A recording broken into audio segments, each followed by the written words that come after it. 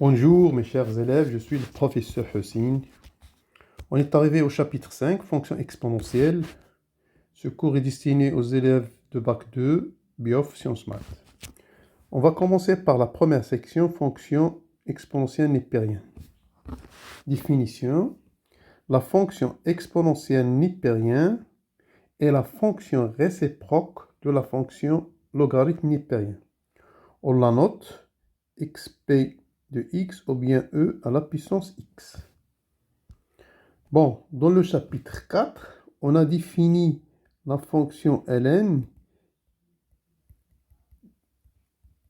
définie de 0 plus l'infini jusqu'à r. Cette fonction est la primitive de la fonction 1 sur x. Elle est donc continue, ln continue et strictement croissante. Donc, admet une réciproque.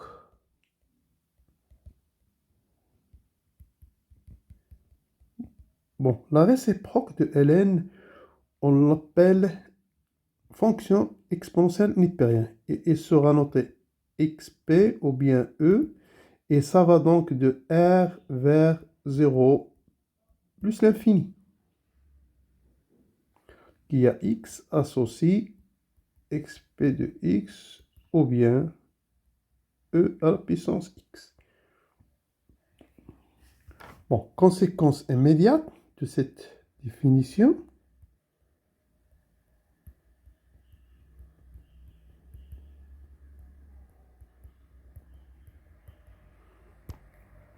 Première des choses, vous remarquez ici, regardez, que quel que soit x dans R, la fonction x est toujours, exponentielle x est toujours strictement positif. Deuxième chose, la fonction exponentielle x, elle est continue et elle est strictement croissante. Parce que c'est la fonction réciproque de ln qui est continue et strictement croissante. Donc, exponence x, bijection, c'est une bijection. Et qui est donc croissante. Donc, conséquence de cette bijection, si vous avez exponentielle x égale exponentielle y, ce sera équivalent à x égale à y. Ou bien exponentielle x inférieure à exponentielle y, ceci équivalent à x inférieur à y. Bon, ces deux propriétés, on va les utiliser dans la résolution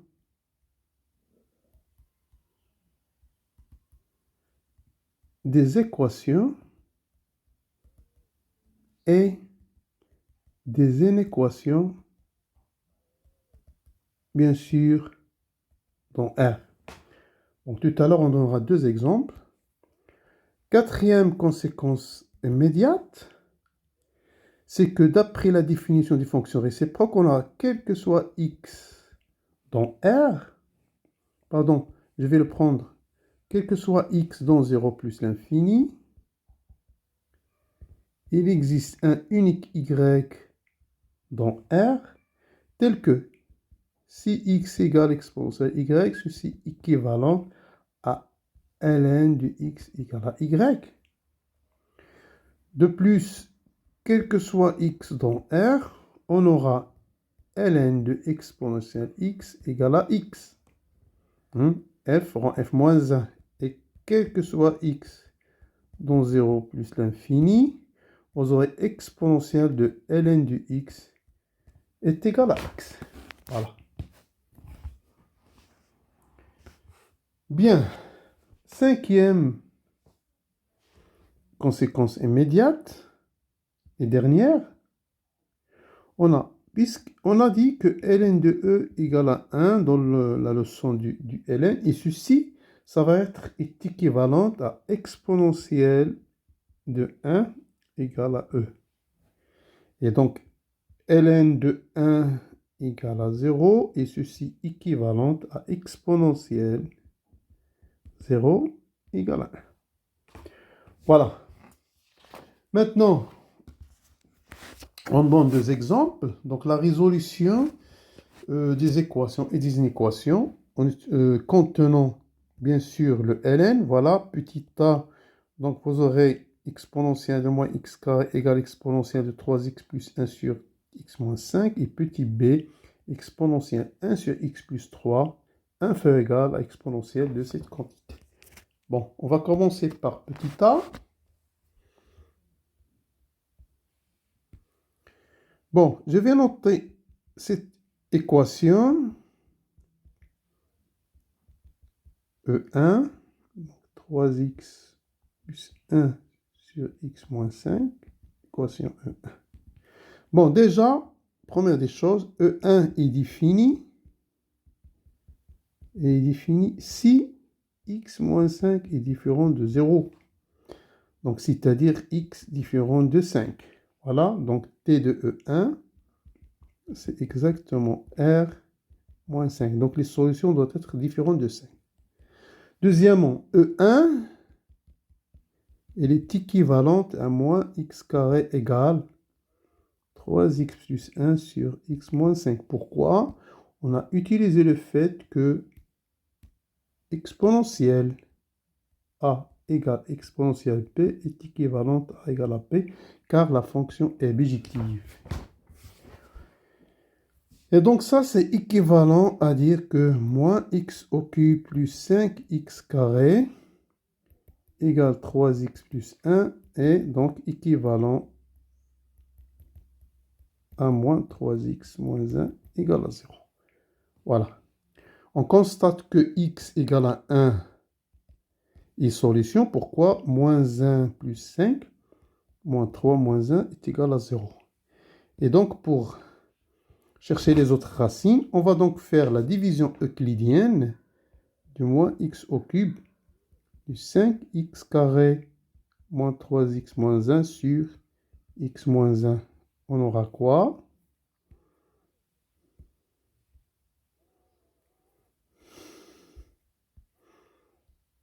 Voilà. On aura moins x carré, ça donne moins x au cube. Et là, plus x carré. Si on fait la différence, ça donne 4x carré moins 3x moins 1. Et puis là, ça sera moins 4x. Donc là, c'est 4x carré moins 4x.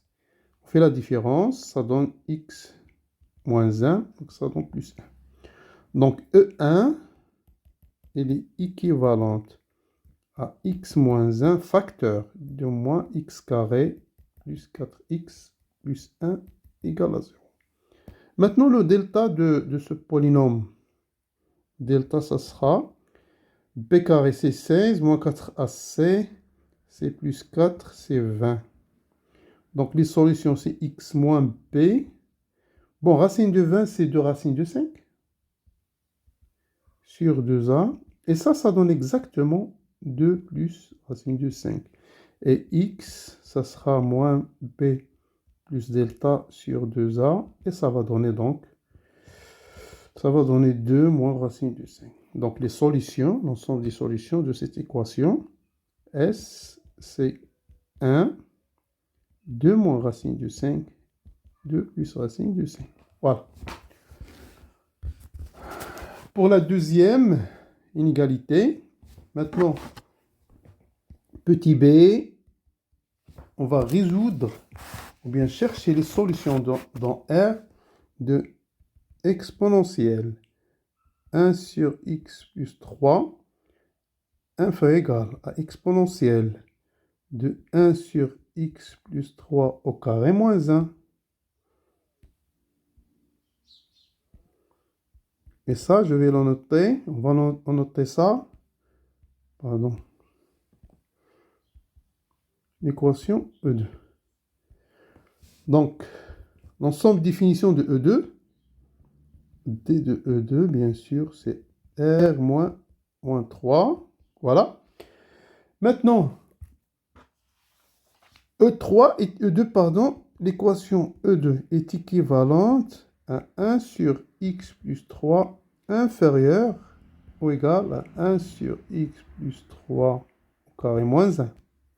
Et ça, en mettant au même dénominateur, vous aurez ça, c'est x plus 3 moins 1 moins x plus 3 au carré, le tout x plus 3 au carré. Voilà. Vous aurez ça. Bien, donc ça c'est toujours positif. Donc notre équation est équivalente à x plus 3 moins 1. Je vais développer en même temps x carré moins 6x moins 9 est inférieur à 0. Bon, ça c'est plus. Ça c'est plus. Voilà. C'est x plus 3 moins 1 plus x carré moins 6x plus 9 égale 0. Et ça donne exactement x au carré plus 7x, ça et ça, plus 11 inférieur égal à 0. Maintenant, si vous faites le delta de cette équation de second ordre, vous trouvez que c'est 49 moins 44, c'est 5. Et donc, les x seront, les solutions seront moins 7 moins racine de 5 sur 2a et x égale moins 7 plus racine de 5 sur 2a. Et donc, on cherche les x tels que ça, c'est inférieur ou égal à 0.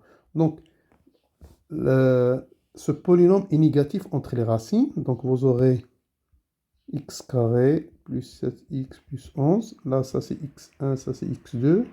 Vous aurez x1, x2. Donc, ça, c'est le signe de moins a. Et ça, c'est le signe de a. Donc, l'ensemble des solutions sera donc moins 7 moins racine de 5 sur 2. Moins 7 plus racine de 5 sur 2. Et voilà, donc ceci termine cet exemple. Maintenant, on passe aux propriétés de base de ln, de l'exponentielle. On l'a fait déjà pour ça, pour ln. Regardez, exponentielle x plus 1, c'est exponentielle x fois exponentielle y. Exponentielle x moins y, c'est exponentielle x sur exponentielle y. En particulier, exponentielle de moins 1, c'est 1 sur exponentielle y. Et exponentielle rx, c'est exponentielle x de tout à la puissance r. Bien sûr, r, elle est dans Q. Preuve. Je vais prendre x et y dans R. On va essayer de montrer P1. Bien sûr, on va utiliser les propriétés de base de ln. Montrons que exponentielle x plus y égale exponentielle x fois exponentielle y. Qu'est-ce qu'on fait? Posons t égale exponentielle x et s égale exponentielle y. Donc, par définition, j'aurai donc ln de t, c'est x, et ln de s, c'est y. Maintenant, ln de ts, ça sera ln de t plus ln de s, d'après les propriétés de base de ln. Et ln de t, on a dit c'est x, et ln de s, c'est y. Donc, d'après ça, j'aurai donc ln de st égale à x plus y. En passant à l'exponentielle, vous aurez donc exponentielle ln de s de t égale à x exponentielle de x plus y.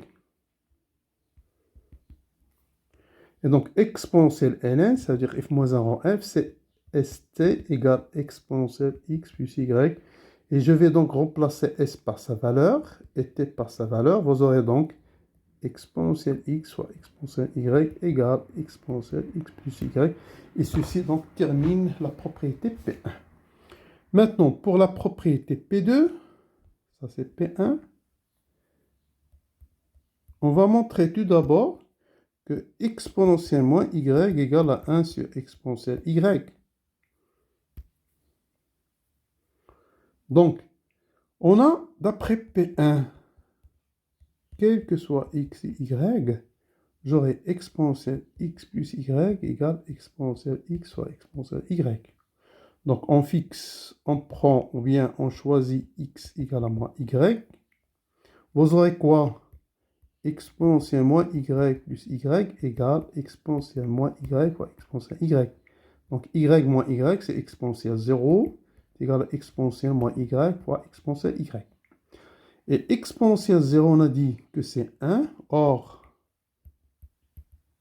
implique que 1 égale exponentielle y fois exponentielle moins y. Et ceci donc implique que exponentielle moins y est égal à 1 sur exponentielle y, car la fonction e de x est toujours strictement positive. Voilà, ça c'est la première partie de P2. La deuxième partie de P2, on va montrer que exponentielle x moins y est égal à exponentielle x sur exponentielle y. Bon, je vais écrire exponentielle x moins y sous la forme exponentielle x plus moins y. Et en appliquant P1 ici, vous aurez quoi? Exponentielle x soit exponentielle moins y. Et puis là, je vais appliquer P2. Vous aurez donc la première partie de P2, exponentielle x sur exponentielle y. Voilà, on a montré ceci. Finalement, P3, pardon, je vais prendre R dans Q et on va montrer que exponentielle Rx est exactement exponentielle x à la puissance R. Donc, qu'est-ce qu'on fait? Posons T égale exponentielle x. Bon, si vous posez ça, c'est équivalent à dire que ln de t, c'est exactement x. Je vais calculer ln de t à la puissance r. Ça va me donner quoi? Ça va me donner r ln de t d'après les propriétés de base de ln. Et ln de t, c'est x. Ça va donner rx. Donc, j'ai ln de tr égale à rx. En appliquant l'exponentielle, exponentielle ln de t à la puissance r, c'est exponentielle rx. Exponentielle ln, c'est exactement t à la puissance r. Et ça, c'est exponentielle rx. N'oublions pas que t, c'est exponentielle x.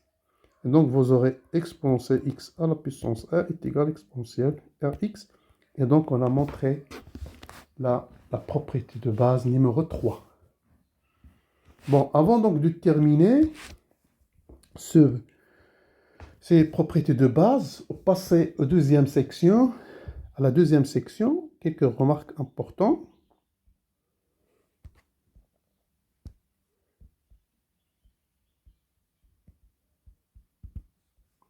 Première remarque, c'est que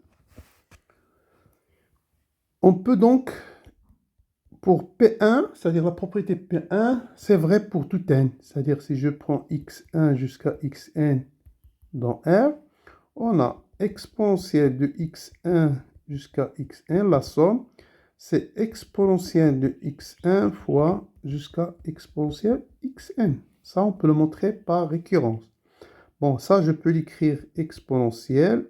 La sommation de k égale à 1 jusqu'à n de xk égale le produit de k égale à 1 jusqu'à n de exponentielle xk. Voilà. Deuxième remarque, très intéressante aussi, dans le calcul limite, on verra ça après. La deuxième remarque, c'est que exponentielle de x égale, je peux l'écrire exponentielle de x sur r, le tout à la puissance r, avec r, donc étoile. C'est simple parce que exponentielle x, je peux l'écrire exponentielle x sur r fois r. Et d'après la propriété de base 3, ça c'est exponentielle x sur r, le tout à la puissance r. Voilà, donc ceci termine la première section sur les fonctions exponentielles népériennes. Maintenant, on va étudier la fonction. Donc, exponentielle népérienne. Voilà, étude de la fonction. Bon, la fonction exponentielle, elle est dérivable sur R. Et on a exponentielle x', c'est la fonction elle-même. Ça ne change pas. Preuve.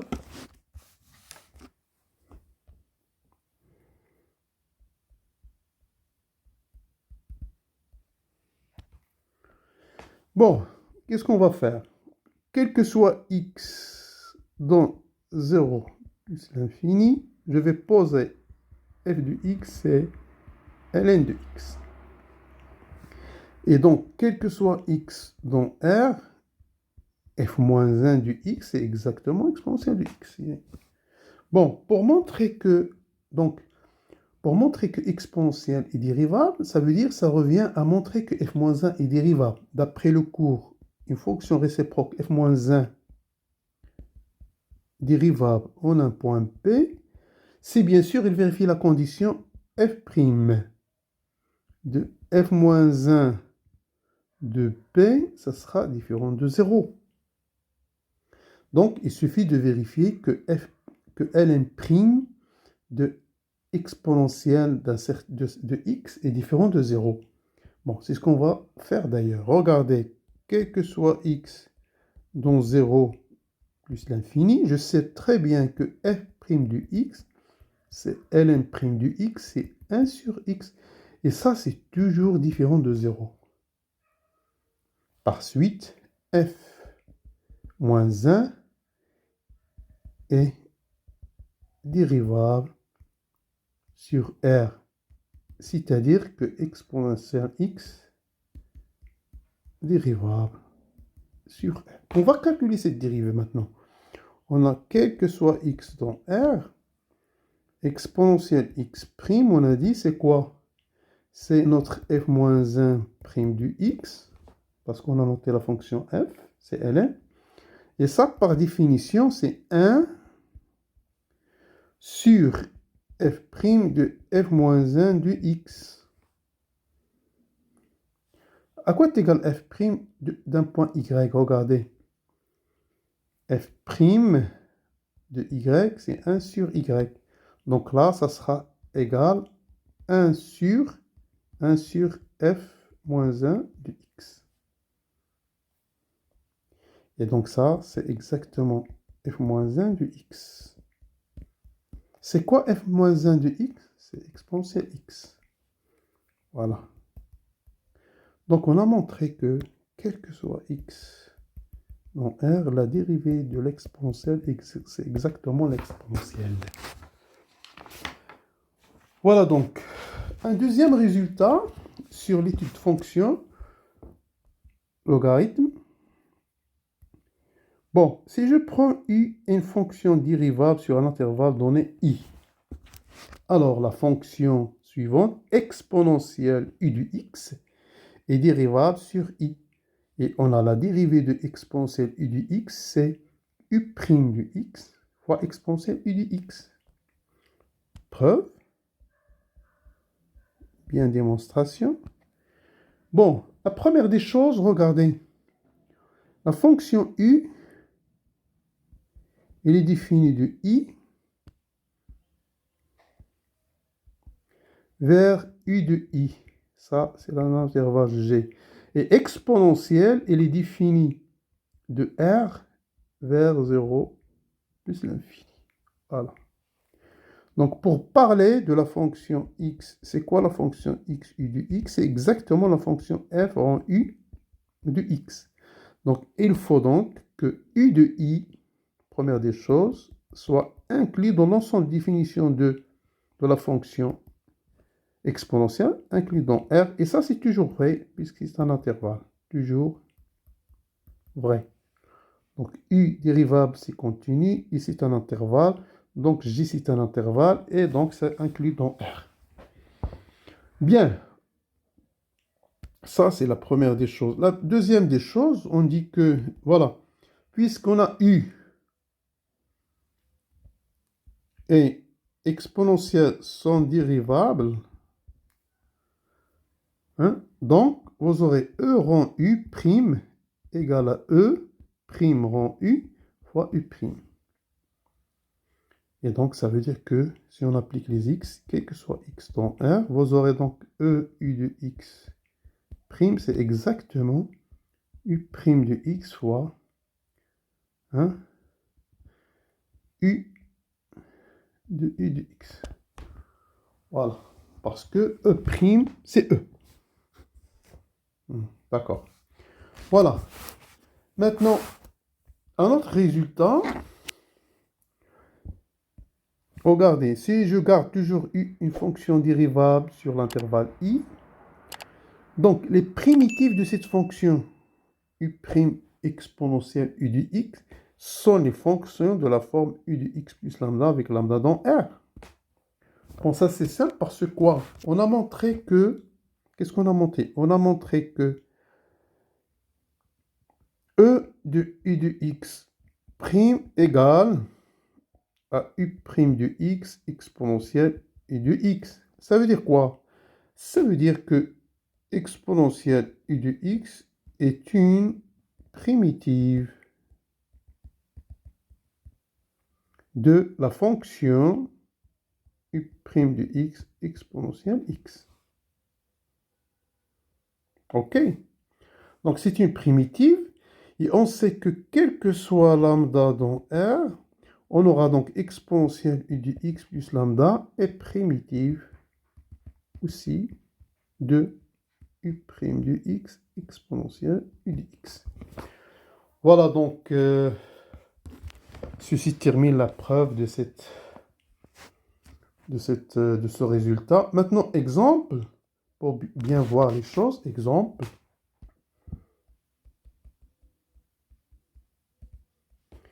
Bon, déterminons la primitive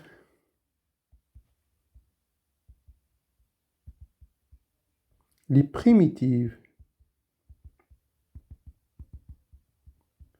de la fonction définie comme suite, g de x égale exponentielle sinus x sur 1 plus cos de x, le tout sur 1 plus cos de x. Bien sûr, x est dans l'intervalle 0, pi. Bon, en se basant sur le dernier résultat, bon, pour déterminer les primitives de g, il suffit donc d'écrire,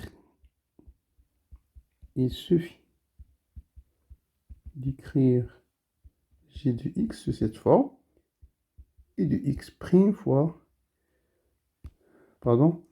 fois exponentielle et de x.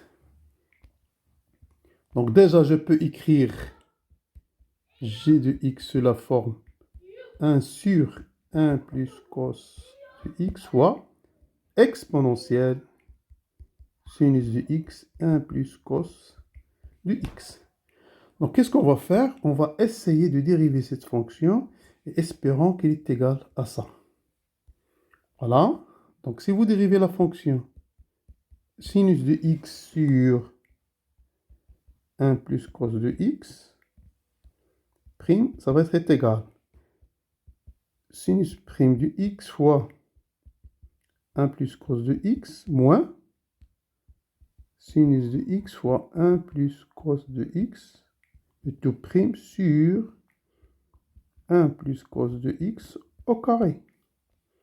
Donc la dérivée de sinus, c'est cosinus x, 1 plus cosinus x.